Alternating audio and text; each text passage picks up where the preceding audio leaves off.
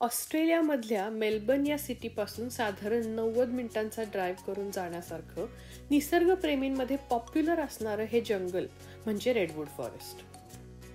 रेडवूड फॉरेस्टची खासियत ही आहे की साधारण 90 वर्षांपूर्वी एक प्रयोग करण्याच्या निमित्ताने या जागेवर वृक्षारोपण करण्यात आले. बोर्ड ऑफ वर्क्स या बॉडीने 1930 मध्ये 1,500 झाडांची लागवड केली आणि या जंगलात बिशॉप पाईन, डगलस फर, कॅलिफोर्नियन रेडवूड ही झाडं लावण्यात आली.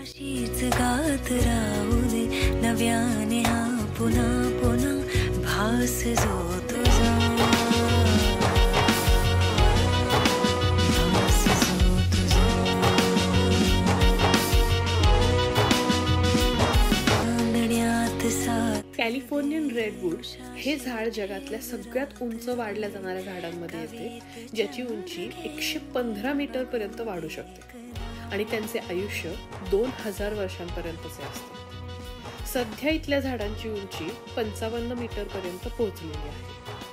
ही झाडं त्या काळात अमेरिकेतील कॅलिफोर्नियावरून ऑस्ट्रेलियामध्ये खास प्रयोगासाठी आणली होती आणि त्यांची लागवड करण्यात आली.